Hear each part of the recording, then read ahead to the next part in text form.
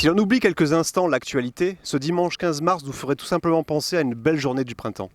Mais au lendemain des annonces du Premier ministre concernant les durcissements des mesures de protection contre le coronavirus, je vous propose de vous emmener au marché municipal de Biganos prendre la température. Bonjour, je suppose que tu n'as plus école ? Non, je n'ai plus école. Et qu'est-ce que tu penses de ces mesures justement ? Est-ce que c'est trop restrictif ? Est-ce que c'est nécessaire ? Non, je pense que c'est bien parce que du coup ça évite que ça se propage énormément. Parce que par exemple, moi dans mon lycée on est plus de 2000. Du coup, si on est touché, ça fait 2000 personnes qui peuvent mourir, quoi. Il y a un durcissement des règles de protection. Vous pensez que c'est justifié ou que c'est un petit peu trop restrictif justement ? Moi, je pense que c'est justifié.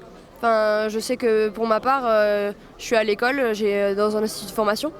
Donc déjà, j'ai plus cours. Je vais pas avoir cours pendant 2 semaines. Je travaillais à McDo. Hier, j'ai eu un appel pour dire que du coup, j'allais plus travailler jusqu'à nouvel ordre. Bonjour monsieur, par rapport au lendemain et aux annonces qui ont été faites par le Premier ministre, comment vous organisez au niveau du travail ou peut-être sur un plan personnel et associatif ? Donc déjà on a subi cette décision de tout arrêter au niveau associatif, au niveau commerçant.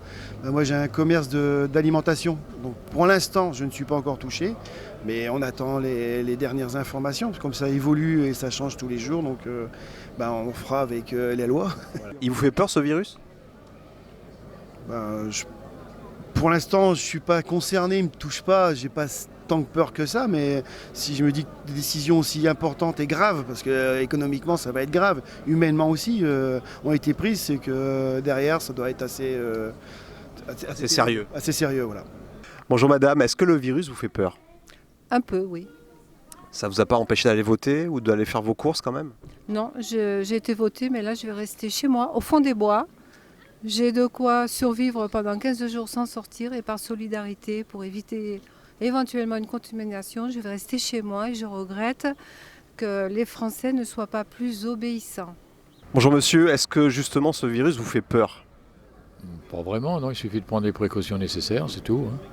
Qu'est-ce que vous pensez justement des restrictions faites et des mesures de durcissement proposées par le Premier ministre hier soir ? Ouais, c'est une bonne chose quand même. Ouais, c'est quand même plutôt responsable, c'est pas trop restrictif. Non, mais bon, faut s'habituer quoi. Vous venez d'aller voter, c'est ça ? Oui, absolument.